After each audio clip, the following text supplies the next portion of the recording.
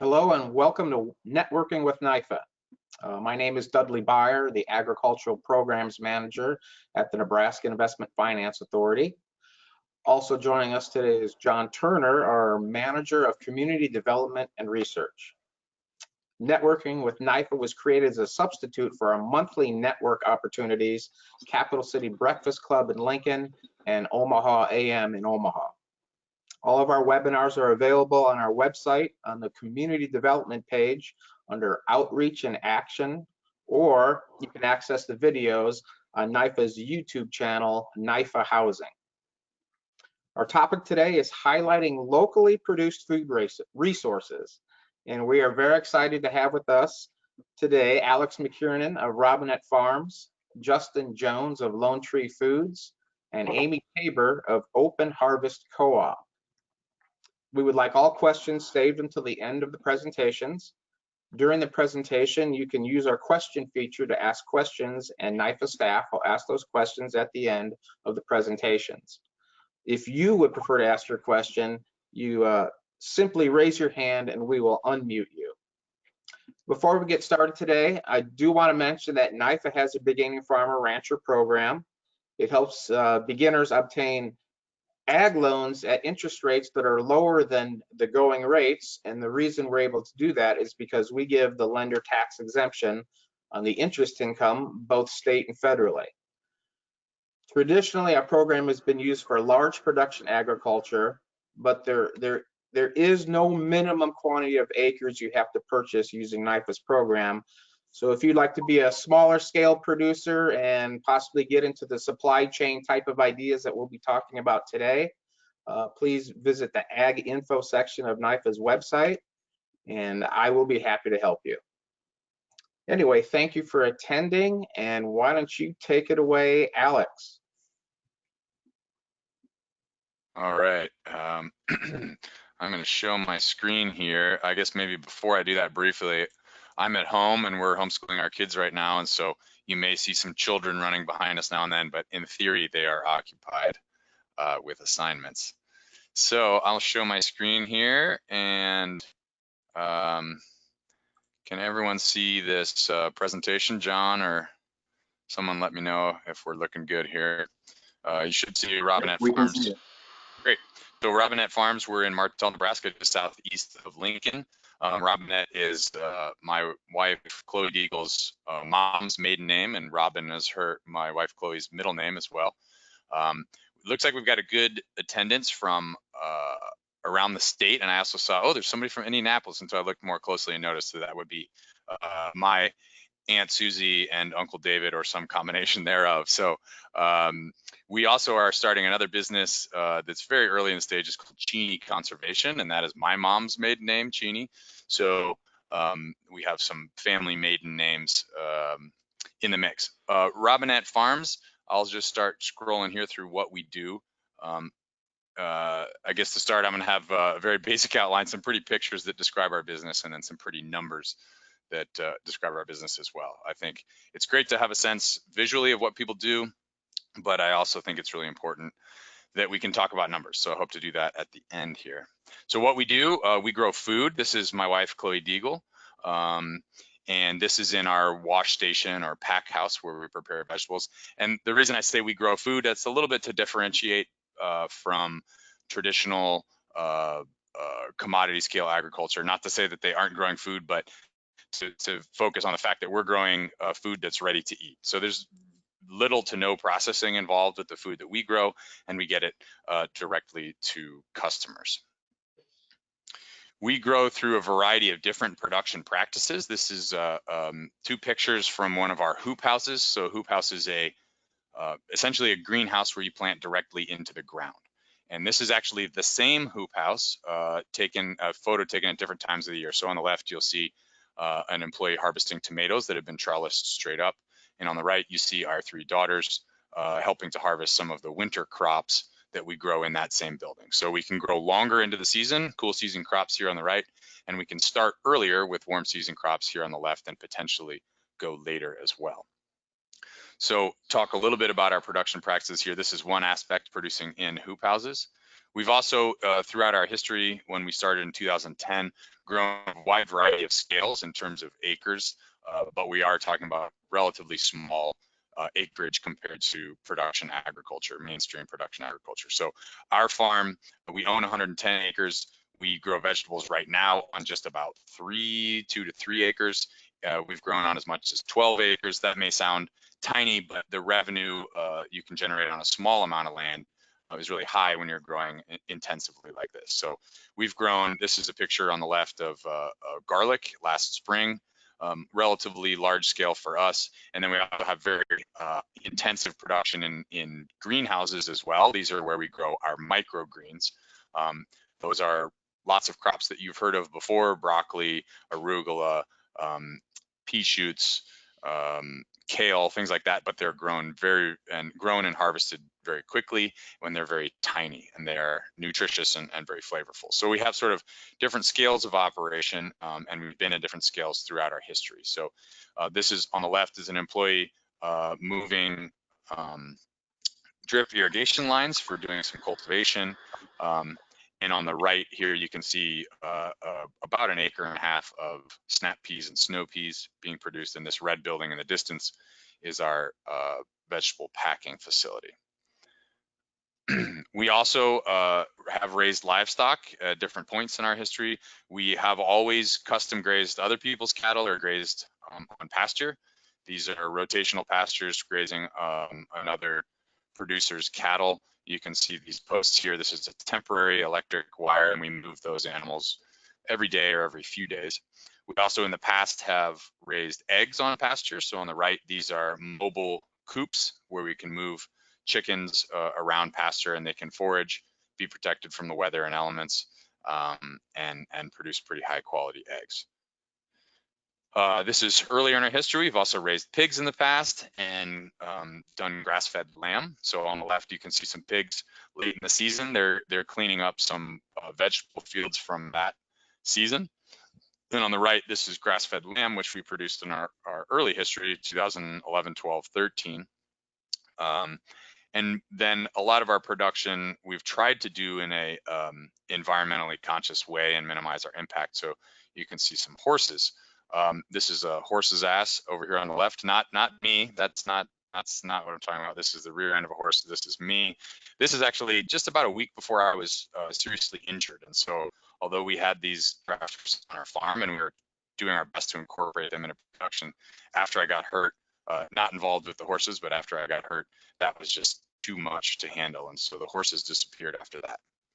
But we've done a lot of other things to try to minimize our impact environmentally. One of those is converting this 1940s era tractor. It's a Alice Chalmers G to electric. So this is an electric motor, and this is the battery pack.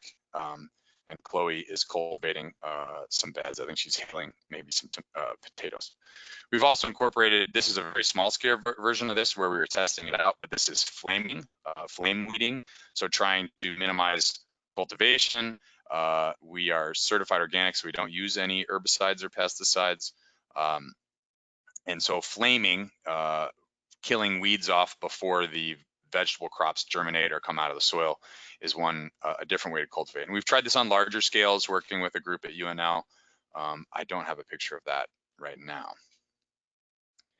And then this just had to go in because this is wonderful Chloe with 1 and 2 babies on her while she's bunching radishes. This must have been the late fall of 2013 when the twins were about 6 months old, and Nina here on the left was what does that make her?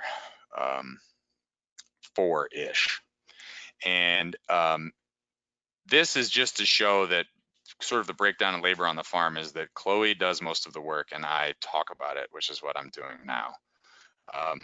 So this, scrolling back to some of our production methods, we do as much by hand as we possibly can, and that is a crazy amount of work. And so most people don't really have a sense of this, but any vegetable production, whether it's massive scale fields in California or small production like our farm, involves a lot of labor, a lot of hand labor. People are interacting by hand with the vegetables that you eat most every day. So let's talk a little bit about marketing outlets, and I'm trying to keep an eye on time here a little bit. We have traditionally sold in the outlets you might think of. So this picture on the left is at a farmer's market in Omaha. We have a variety of products for sale just at a standard farmer's market that you can imagine. On the right is a picture of one of our pickup operations. So a program that we call CSA, Community Supported Agriculture, or more and more we're starting to say just a membership, because that's what it is you join for the season and you interact with the farm and the farmers. You can pick up at our farm, you can pick up at different locations in Lincoln, Nebraska, for example. And that's a big part of our revenue, which we'll get to here in a minute. We also currently sell, on the left here, you see these microgreens that we grow in a nice greenhouse. They're packaged in a clamshell with a nice label. They're certified organic, and these are sold through Lone Tree Foods, who you'll hear from, I believe, after me. And they are sold through Lone Tree Foods to grocery stores in Lincoln and Omaha. And those have been very popular and very stable revenue for us. We also, on the right, is a picture of amaranth, which is a very beautiful and flavorful microgreen. These are popular with restaurants, and we have in the past grown a lot of these microgreens for restaurant customers. With COVID, of course, those sales dropped essentially to zero, and I didn't check, but I don't think we're selling to any restaurants, maybe one or two right now, but very little right now with COVID. And then this is where we're starting to move towards a little bit. So this is goat cheese produced by Shadowbrook Farm, which is not too far from us, or Dutch Girl Creamery is the name of their creamery operation. Amazing goat cheese, really high level, award-winning goat cheese that's super flavorful. And this is a cracker from Relish Catering, and we sell some of those crackers as well. And then this is these are winter squash from both Ryan Picark's Produce and Mark Rowe at Abbey Vegetable. We are beginning to sell more and more products from other growers and producers of local food. So we'll get a little bit more into that. Last thing is that a lot of what we do is outreach and trying to get people to understand farming and farm production. This is Chloe putting a parking sign for a big party we had on the farm in 2012 and 2013 with local music and local food. And Chloe and I have both spent some time in DC talking with our Nebraska's delegation about local food policies and organic farming, etc. So this was me a few years ago, and Chloe was there last spring, right before COVID shut everything down. So this last picture of production stuff, I just wanted to show, this is kind of where our production is really headed, is we're focusing on a much smaller area and a lot of covered production. With weather challenges the last several years, the rainfall in particular is really difficult to manage field production on an intensive scale. And so we are moving more towards covered production, both in hoop houses here and then the greenhouse, which I showed you before for microgreens, and then some of these smaller fields that honestly in the future will probably have hoop houses over them. And then really focusing on packing these boxes for individual customers. So each one of these labels has a name and exactly what goes in that box that's customizable by that customer. They order from us and they get some salad greens or spinach, they get microgreens, and potentially lots of other crops from other farmers, bread from Le Cartier, cheese from Dutch Girl Creamery, coffee, tea, all sorts of local products from a lot of different producers. So that's a quick overview. I think I'm getting close on time, so I want to make sure that I move to some numbers, because I know there's a lot of numbers folks here, and I want to make sure we talk about that. So this is a lot of data in one place. These are the pretty numbers we're supposed to be looking at. So before you go crazy looking at what I have, let me just walk you through it. These are gross revenues. So this is what we call gross profit. If you're not a business person, that does not mean we made this much money and took it home and put it in the bank. This is gross profit before expense. And I wanted to show where some of that's coming from, and then also talk about some selected expenses. So you can see that we're projecting for this year to have gross profit somewhere around $250,000. Most of that comes from our membership program, or our CSA.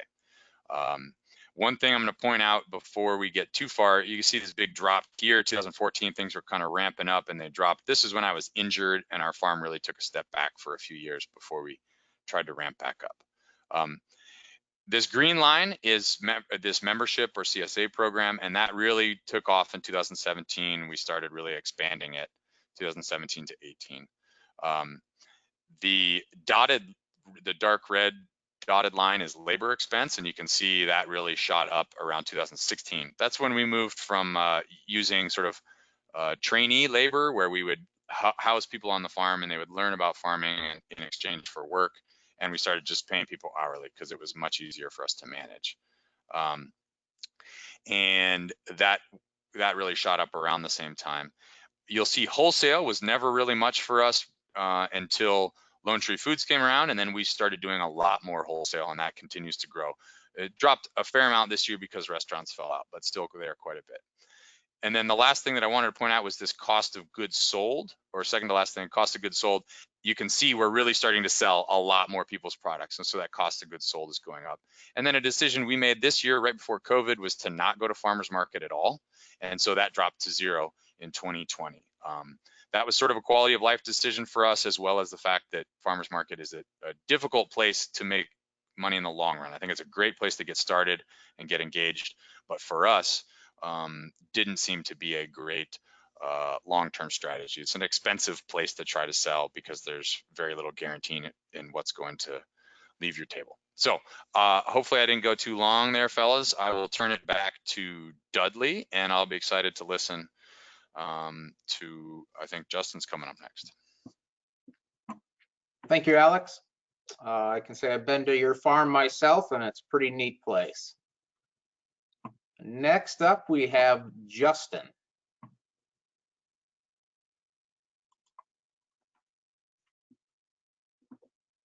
Here I am. Hi, I'm Justin Jones. Can everybody see me all right?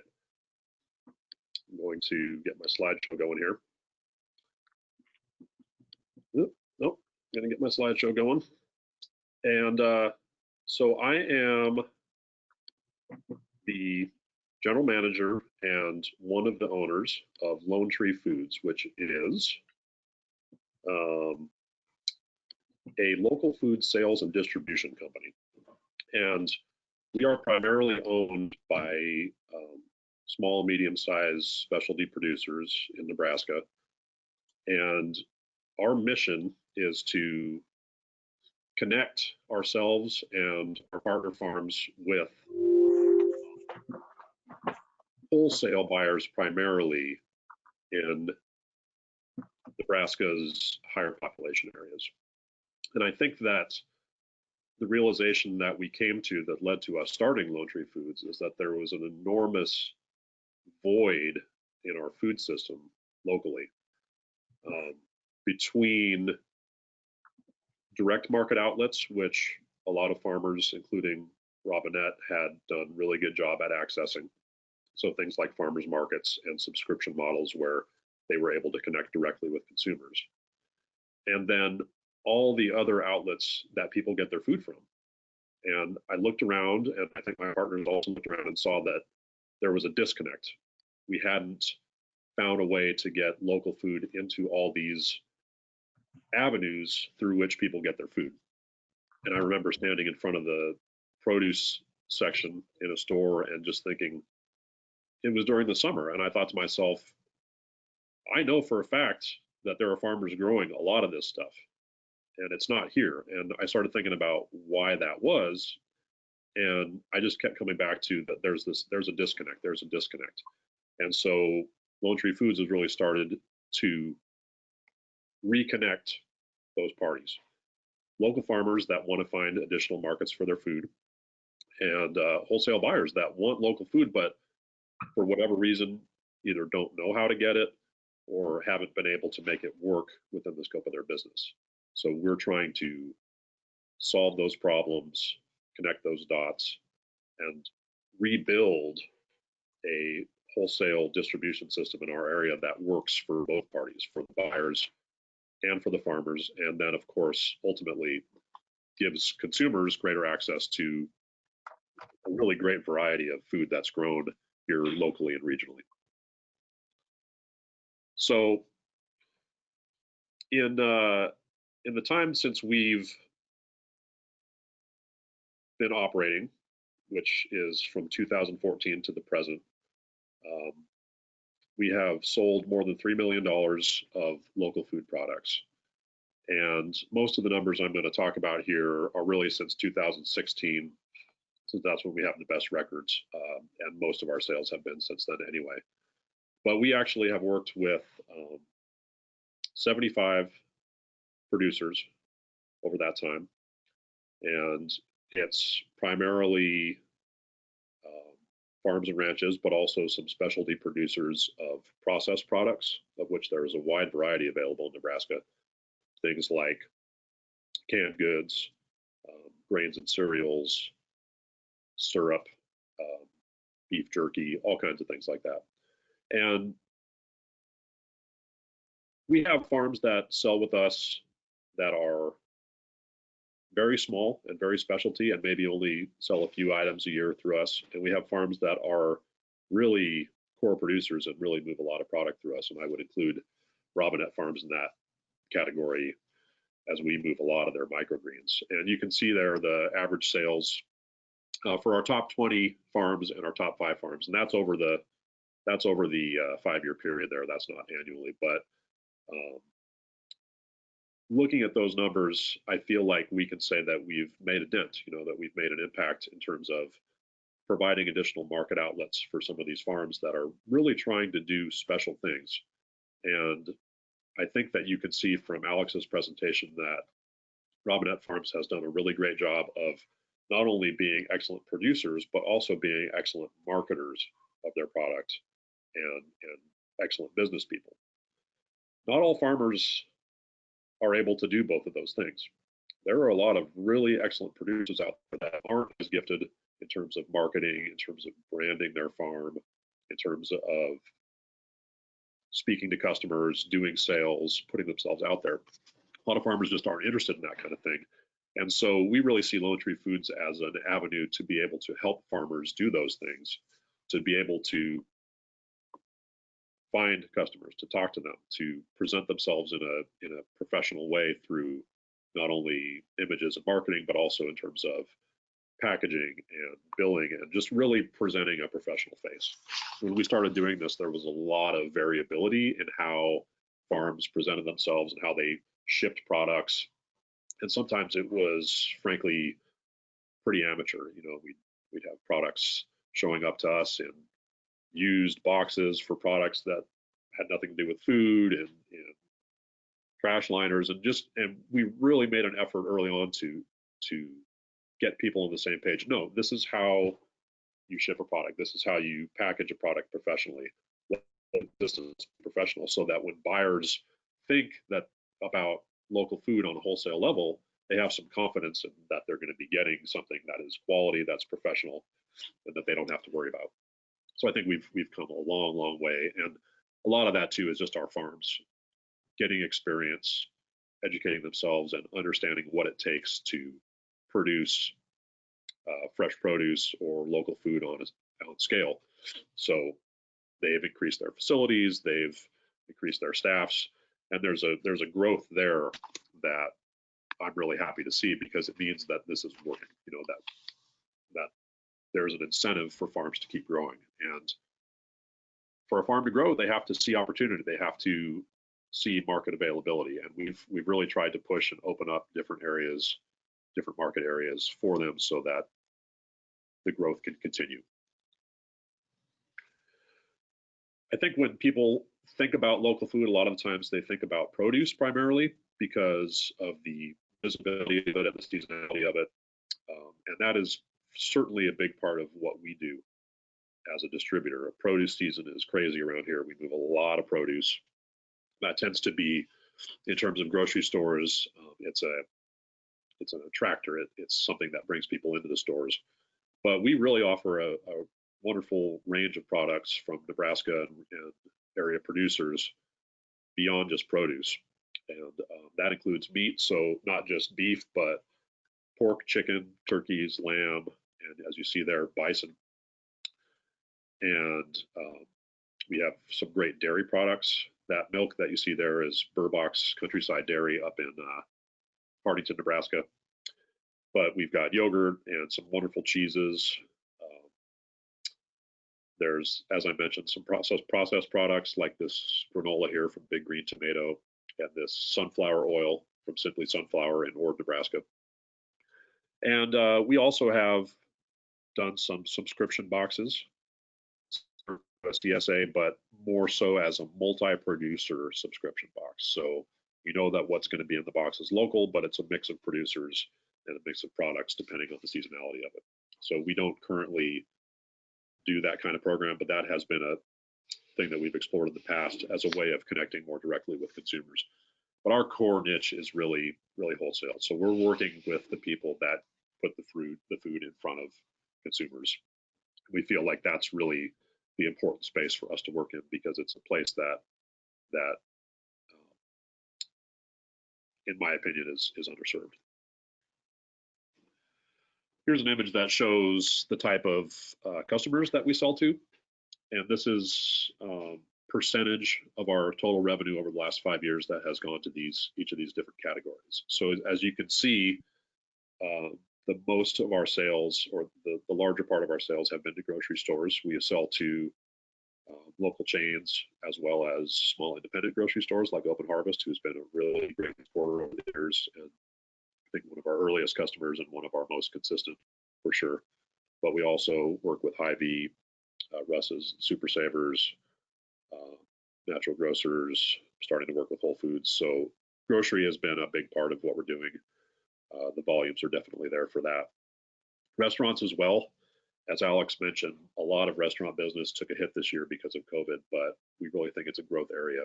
And especially because up until now, we've mostly worked with restaurants that feature farm to table as a core part of their identity, but we really think there's growth potential moving beyond that.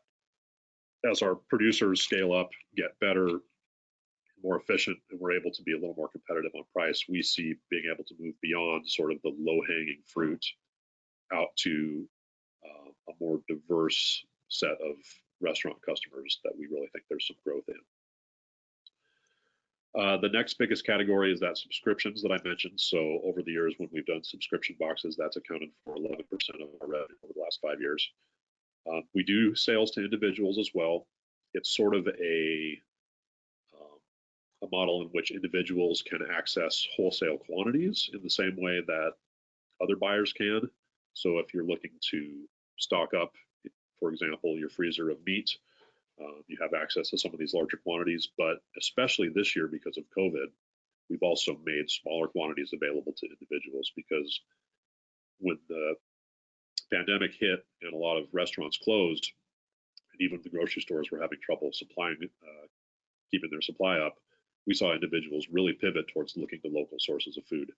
And so we tried to make our products available in a more accessible way there. So we did see individual sales go up this year as a result of that. Schools is a fairly small slice of what we do. I think that's an area that a lot of people have a lot of optimism about, but it hasn't translated, as far as we're concerned, into results. There's some limitations there that a lot of groups are still trying to work to overcome, and we're trying to stay in touch, and we're excited about if and when those obstacles are overcome to be able to do more business with schools. And then the last slice there, the small 1%, there is sales to farms, and Robinette is actually a big part of that in terms of being able to supply their customers with products from other farms. They get those in some cases directly, but we also help them with the logistics of getting those products from other farms to them.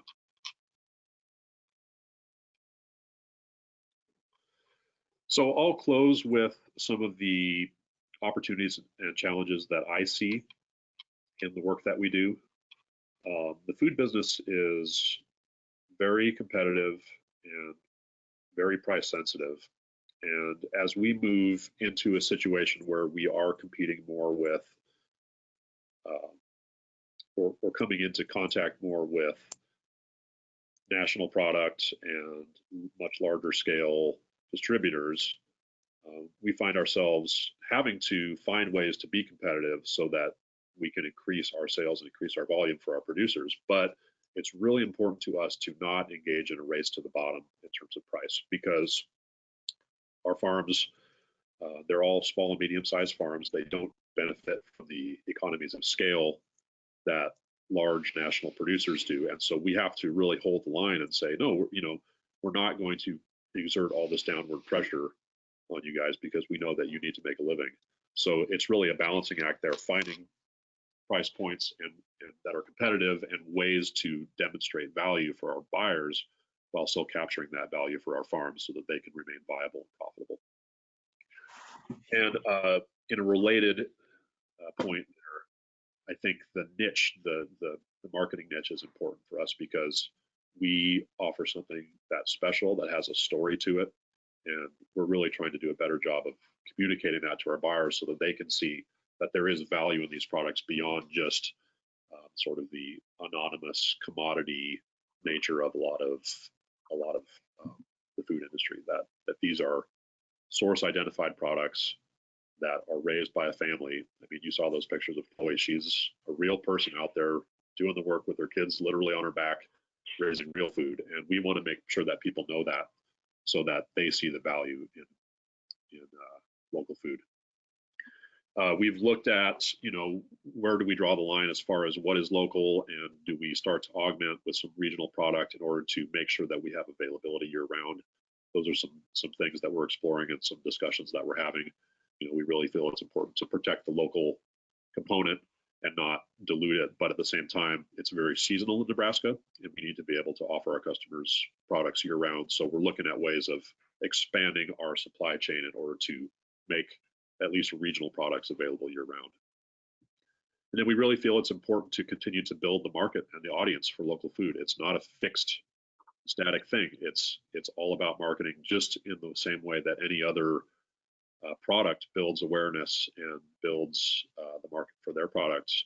We need to do the same thing. And the entities involved in local food production and sales and marketing in Nebraska are small entities without a lot of resources. And so we've felt for a long time that there's a need for a coordinated marketing campaign in order to raise awareness of the value of local food. And that's something that we'd really like to see happen in our area in the next few years, is all the stakeholders that have an interest in this working together, putting out a campaign that really raises people's awareness and actually makes the pie bigger for local food producers and other people involved in the marketplace. So I will leave it at that. There's a lot more to say, but if anybody would like to get in touch, has any questions or wants to discuss any of this further, that's my contact information. And that's what I used to look like before I had a beard and less hair. So thank you very much for listening. And now I believe it's time to turn it over to Amy Tabor from Open Harvest. Right, thanks, Justin. Really informative stuff. Yes, next up we have Amy Tabor. I think we've had an issue being able to get her camera working this morning, but she has some slides to share with us, and she'll be talking to us. All right. Can everybody hear me all right?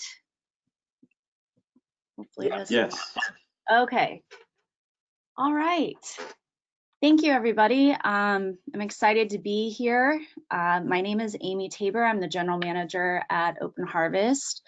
For those of you who are not familiar, we are a cooperatively owned grocery store located in Lincoln, right at 16th and South Street, across from Bryan Hospital. And you know, I'm excited to talk to you about what we do and how we connect with Lone Tree and small farmers, or farmers like Chloe and Alex.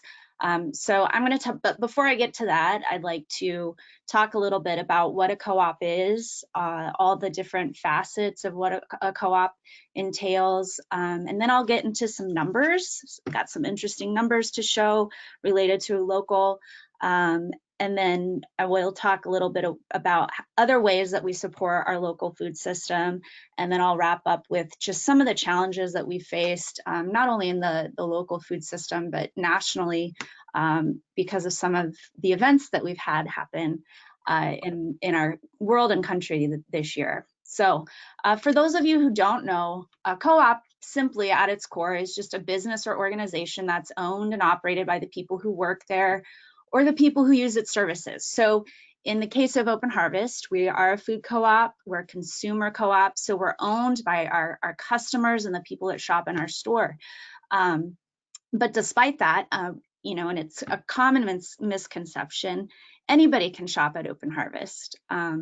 So we welcome anybody to come and shop, but we do have member owners, about 2,700 of us, and 38 employees that work hard to make our co-op, you know, provide the food and services to our customers. We are a full service grocery store. We have produce, grocery, supplement and body care. We sell general merchandise, and we have a fairly large prepared foods setup with deli, bakery, foods we make all from scratch, a cheese department, meat and seafood, and I think I said produce. So we are just your regular grocery store. And the cool thing about, especially in 2020, we're actually celebrating 45 years. So we've been doing this for quite a while. We started off as a small little store, you can see here in this picture, at 27th and Randolph. And we moved to our current location in the early 90s. But over the years, we've remained true that we're about great food and connecting great food to great people in our community. And so, you know, just kind of getting a little bit into how the organization is laid out, we do have, in addition to our owners, we have a board of directors that oversees the hiring of the general manager. Myself as a general manager and our 37 staff members are responsible for the daily operations of the store. And then we're here to serve our owners, and the owners are represented by the board of directors. So we all have this very important role to play. These are our current board members. Their responsibility really is the fiduciary responsibility of the business, the success of the business. They are responsible for hiring the general manager, and then they monitor all the different facets of the business, from staff treatment to asset protection to financial condition through policy. Like I said, we have owners. We have about 2,700 member owners. They are people that shop with us every day. We're actually in the middle of our annual fall owner drive right now, so it's a really great time to join. But basically, owners have three simple responsibilities. The first is to pay a $25 annual equity payment, and that equity grows. It's not a payment that just goes away like a Costco membership or a gym membership, but it's actually equity that's held on our balance sheet in the company, and you add to it every year, so it grows. They're also responsible for shopping annually and then keeping their contact information up to date. And if you are all good there and you do your responsibilities, you have access to these rights. So you can vote and elect our board of directors. You can run to be on the board, and we're actually in the middle of our board election right now. You can attend any of the board meetings, the annual meeting, the owner meetings that have official business. You can petition the board and then also approve amendments to our bylaws and articles of incorporation. And then we have our staff. So like I said, we have about 38 staff members. They work in all different departments. We're cross-trained in several departments, and we are doing the work to move the boxes of food from truck to shelf to customer basket to home. So here's our in statement. So kind of getting into the local stuff. This is our guiding vision that the board of directors has created. This is like our, you know, when we sit down and make our business plan, where we have plans in place that are moving us towards these goals. And you can see that local food is really at the heart of what we do.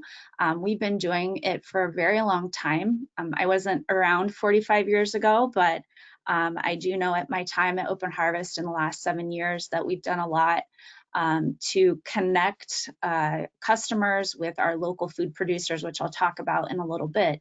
Not only that, but just strengthening our local food economy, and contributing it to it in several different ways. So at Open Harvest, we consider local, and the definition that we use is that a product has to meet at least one of the following criteria, and that is 200 miles distance from farm to store, or grown or produced within the state of Nebraska. So you can see that, you can see there, this is a snapshot from our website, and I have a crazy number there in the middle. That does not mean anything, that's a mistake. But you can kind of see the different pinpoints of where our local producers are coming from. I'm actually in the midst of doing our 2020 annual report, so these numbers are brand new and you're actually the first ones to see them. But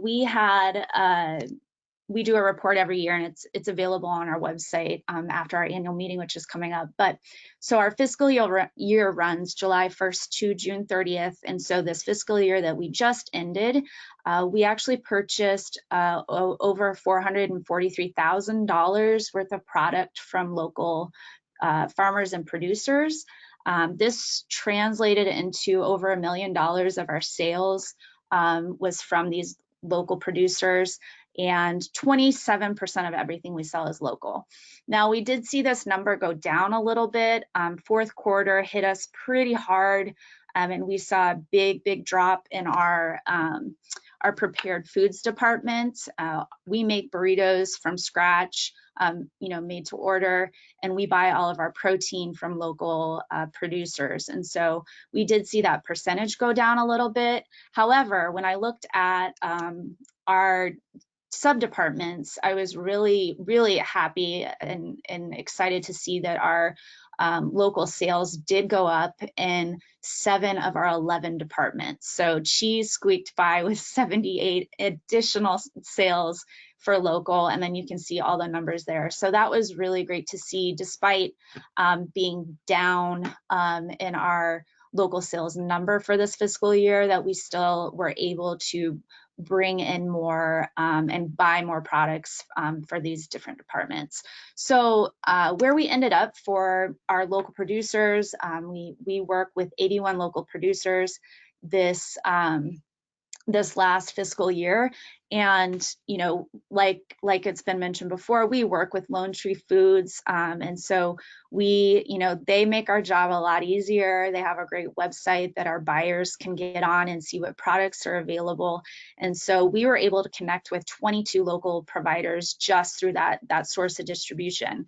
The other local vendors, for the most part, we are contacting them directly. So, we do use national distribution. We work with UNFI, we work with Indie Fruit and some other larger regional distribution systems. But, I think that really speaks to the work and effort and the relationships that we build with these local farmers, because we have 5 people in our store that do the buying in all these different departments. And it is picking up a phone and saying, hey, what do you have? Or sending an email every single week and connecting with these folks to get these products on our shelves. So I'm really proud. We're really proud of the work that we do to make these purchases and these transactions happen. My next few slides are just some examples of the folks that we work with. We've got Chloe and Alex, and we've got Ruth and Everett at Common Good, Jesse with Ensign Beverage, a local kombucha maker out of Hastings, Nebraska. Plum Creek Farms is a really popular product. They make and raise the chicken that we sell in our store. We got a picture of Justin and his eco farms. And then Spiritus Vitae, Nick and Paul create a lot of the body care and supplemental products that you see may be familiar with in farmers markets, as well as Open Harvest. Those are just a few of those 81. And then we're, of course, working with Lone Tree Foods as well. So supporting local farmers. We do, even though 2020 has kind of ended up a little bit different than what we're normally used to in a lot of ways. We do a lot to support our local food system. Pre-COVID, we've always had a standing invitation if our farmers or food producers want to come into our store and do a demo, share samples. We always welcome that. We have local sales and promotions that highlight and feature these products and farmers. We have an annual seed swap with community crops every year. Years ago, we used to have a CSA fair, and that has kind of morphed into, just again, inviting farmers in that have these CSA programs. But we do create a guide and put that out for people to just make it easy to look at the options that they have. We're members and have been members of Buy Fresh, Buy Local Nebraska for many years. That's a really, I think, great network for, all players of the local food system, whether you're a farmer or a retailer or wholesaler. We also donate all our past dated food to FoodNet. They come twice a week to pick up everything from produce to grocery items, meat, whatever it is. We really try to get it to people who can still use it. And Food Bank Fresh Truck also picks up produce from us. And then in terms of providing food access, we offer SNAP. People can buy food using their SNAP benefits. We're into our second or third year of we were one of the first retailers for the Double Up Food Bucks program, which is a program through UNL Extension. And it's an opportunity for people, and it really highlights local produce as well. But folks who use SNAP can actually get double the dollars when they use their SNAP to purchase produce, fresh produce at specific grocery retailers, but then also farmers markets. And they're getting ready to expand that program to different parts of the state. So we're just started a partnership with Community Action Program, where we're supporting folks who have been impacted by COVID. They're getting gift cards to our store. We just dispersed our first round of that. We're doing that October, November, December. And then we are looking into WIC certification as well. So the next thing, working with all these different farmers, we really wanted to streamline the process of folks who are interested in becoming a local vendor with us. And so all of this information is on our website. We have an application. You can fill it out right online. But I know there's probably a lot of questions when people are wondering what it takes to be a wholesaler at a grocery store. And so we try to make that easy for people. I think Justin has done a really good job with Lone Tree Foods of, just that educational piece, because it is really important. We're a business, we're trying to be as efficient as possible. And so getting product that comes in that's retail ready, it's clean, it's ready to go, stock on the shelf, it has a barcode that scans. If it's a grocery item, those are all really important things. And so we highlight insurance requirements, what the ordering process looks like, what to expect when you're delivering, our receiving hours, the requirements of our invoicing, how we do our pricing, and then how you get paid. So all those details that are important to folks when they're getting started. And then my last slide is really just about the food, the challenges of the food system. COVID has been, has really brought up these really sensitive points in the last few months related to the food system. I think it just highlights the importance of local food.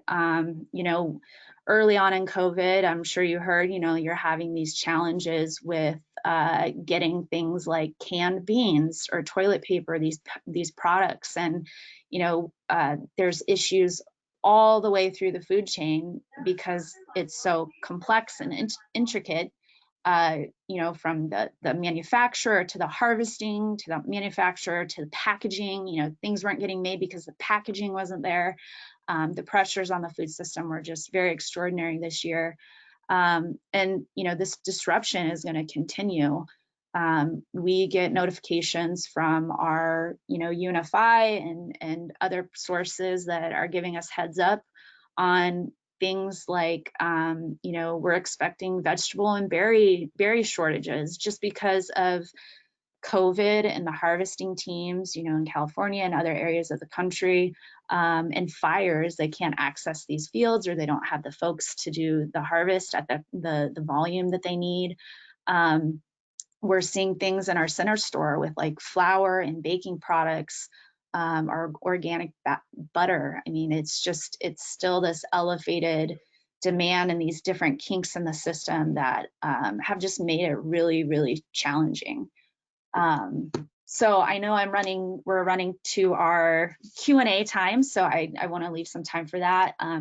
Just leave you with some of our contact information. We're on social media. Here's our website, and then our general harvest or email and our phone number. But I think that's all I have, so I'll turn it back over to Dudley. Thank you, Amy. Do any of the panelists have any questions or comments for each other? We always have questions and comments for each other, but we see each other pretty frequently, so got that covered. John, do we have audience? Go ahead, Alex. Yeah, sorry, Dudley. If I wanted to highlight one thing that I think I hope that both Justin and Amy would agree with, is just that for small operations, which all of us are essentially small operations compared to the large supply and distribution chains for food in this country, we really work together a lot and we overlap quite a bit. So there are areas where we may be competing with each other, and I like to think that is sort of a rising tide floats all boats situation, where there are areas that Amy and Open Harvest can reach way better than Robinette can, and vice versa, and same with Lone Tree Foods. So I think for systems like this to be successful, there is going to be some overlap, and hopefully we don't step on each other's toes too much competition wise. But I think we have a decent model going here where we're all helping each other out, and I think that's important. Yep. John, are there any audience questions? You know what? I think you must have done such a great job. Everyone's tuned in and listening, but they have not asked any questions. Justin, do you mind turning your webcam back on so we can see you? Hey, I have a couple of questions. I think Amy said they have a staff of 38. Alex and Justin, how many employees do you folks have? We have, right now, we have 10 employees. Most of them are part-time. I think we have 3 full-time, so 7 part-time, and then there's 4 owners of the company that participate in various roles as well. We have essentially 4 full-time employees. 2 of those are sort of shared part-time, but 4 full-time employees. Chloe is very full-time as an owner, and I sort of work a part-time on Robinette and some other areas, and then do homeschool on days like this. Are there labeling requirements on locally produced foods? And if so, what are they? The term local is not regulated. So essentially I would say no, but I'll let Justin any more detail on that. No, there's not. It's really about how you represent your products, and we believe in transparency. I think everybody here does. Open Harvest does a great job of identifying things separately. I think they even have the PLU systems in store for that. So there's no requirements, but we think that transparency goes a long way. Okay. My last question. Oh, go ahead, Amy. Oh, I mean, just beyond the country of origin labeling that we're required to do, any produce or meat products, we are just required to say that it's made in the USA. So that's really it. Dudley, we have a question from the audience. Okay. This is primarily for Justin and Amy. What is your advice to beginning farmers to prepare to sell their products through you? I'll start. I mean, whenever we get this question, I always just encourage folks to go to our website, go to contact, there's a contact us, and become a local vendor. And it has our packet there that should answer most of your questions. We've also included a resource guide, some extension articles, things like that will hopefully, answer those questions. And then the next step is really just emailing us and letting us know what you have available. And then it's just a conversation with that buyer of the department. I think that it's hard for people just getting started to jump right into wholesale and be successful for a couple reasons. One is I think it's really important to have a consistent quality supply. Yep. Because if you come in and come out, it makes it difficult for us to sell your products. It makes it difficult for buyers to rely on them. So sort of getting your systems together and getting your production models down, and while selling through direct avenues or other ways is probably a really good idea before you get into wholesale. And I think a certain degree of specialization is also helpful. You should be really good at what you're doing before you try to get into wholesale, because I think being good at it, meaning producing a really quality product, but also being able to produce it efficiently, because people sometimes are a little bit shocked by having to sell at a lower price if they don't complete earnings. And you do have to sell at a lower price in wholesale, so that means you need to have some volume and you need to be efficient at producing it. So coming in with a little bit that doesn't work as well in the wholesale model as it does to have some 1 or 2 or 4 products that you specialize in. You also got to do some market research. Make sure that you're not trying to get into something that's already saturated. Find a niche that works and be really good at it. Can I jump in on that a little bit as well? I think Justin's point about specialization is important. I don't want to, and have we lost? I don't know what just happened. Does that mean we're at the end? Can people are still in here, I think. So. Well, can you hear me, Alex? I don't know what just happened. Fine, John. I don't know if we lost anybody else. Let's see. It looks like everybody's camera's on. Well, it's a good thing that happened at the end. I see. We can hear everyone. Our attendees are still on, but our cameras are gone. Oh, there we go. So in terms of specialization, I don't want people to just, have 1,000 acres of one thing necessarily. But in our case, we saw very early on that producing a wide variety of things like you'd see at the farmer's market, or maybe you're a CSA grower, and trying to offer those profitably for sale through Lone Tree or at Open Harvest can be a real challenge if you're not really good at what you're doing. And in particular with us, our wholesale, if you remember from my graph, really skyrocketed in 17-ish. That was mostly with sales through Lone Tree, but it was of one product, that was microgreens. So we have kind of become Lone Tree's microgreens producer, and I think we do it relatively well. We looked at that as a wholesale model of production for microgreens. We also sell them retail, but we aren't looking. I guess what I'm trying to say is you should be careful about what is your production model. If your production model requires retail prices, then don't think you're going to grow 30 products on 4 acres and sell much profitably through Lone Tree Foods. So think about, does your production model preclude you for retail prices, retail sales, or does it allow you to move into these wholesale markets? And so just to add to that, if you're getting started, I would encourage, call us up and ask, what can you not get from local producers right now?